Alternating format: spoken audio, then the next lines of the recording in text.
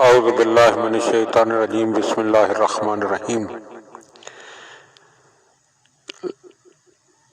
YouTube channel live نہج البلاغہ کے زیر عنوان جزیرہ خضرہ میں ہم علامہ مجلسی کی کتاب بحار الانوار سے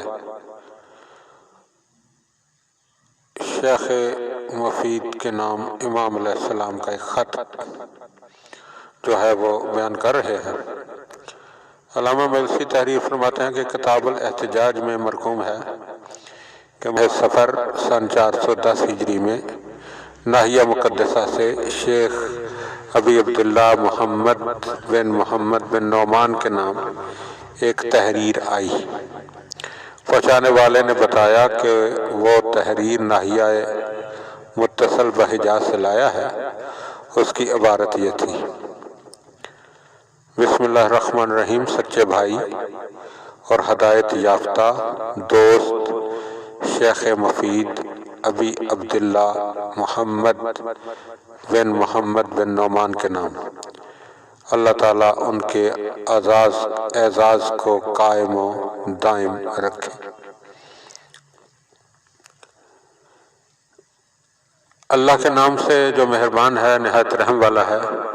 اس کے بعد تم پر سلام ہو اے دوست دار، اے دین میں مخلص اور اے ہمارے بارے میں خصوصی یقین رکھنے والے۔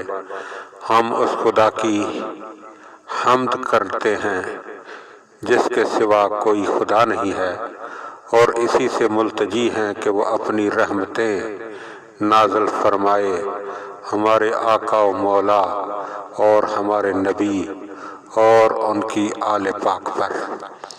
اللہ تعالی حق کی نصرت کے لیے تمہاری توفیق ہمیشہ قائم رکھے، اور ہماری طرف سے ہمارے ماننے والوں کو جو سچ باتیں پہنچاتے ہو، اللہ تعالیٰ تمہیں اس کی بڑی جزا و خیر و عافیت عطا فرمائے۔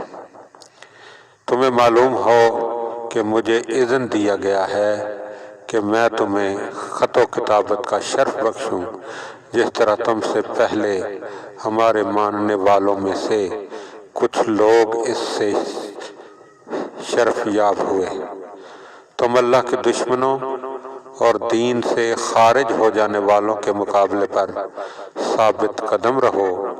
اللہ تمہاری نصرت و مدد کرے گا، اور جو کچھ ہم انشاءاللہ لکھیں گے اسے ان لوگوں تک پہنچاؤ جن پر تمہیں اطمینان ہو۔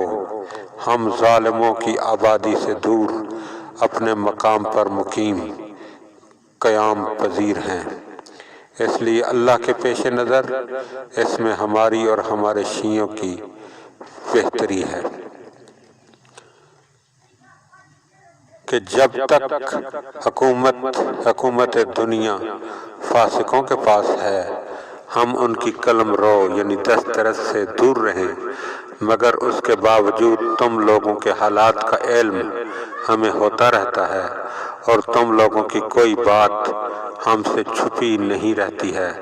ہمیں تم لوگوں کی لغزشوں کا علم اس وقت سے ہے جب سے تم میں سے اکثر اس طرف مائل ہو گئے، جس سے اسلاف و صالحین ہمیشہ دور رہے، اور جو ان سے عہد لیا گیا تھا انہوں نے اس کو چھوڑ دیا، اور ایسا پس پشت ڈال دیا جیسے ان کو اس عہد کی خبر ہی نہیں۔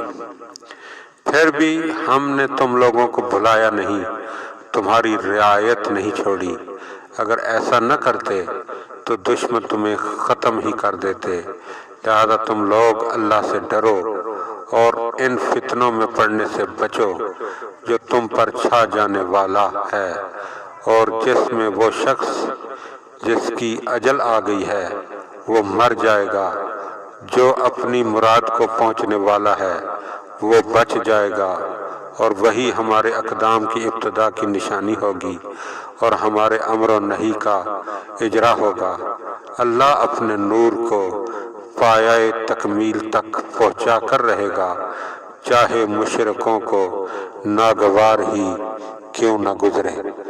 مومنین کرام، یہ اس خط کا پہلا حصہ ہے دوسرا حصہ انشاءاللہ اگلے کلپ میں بیان کیا جائے گا۔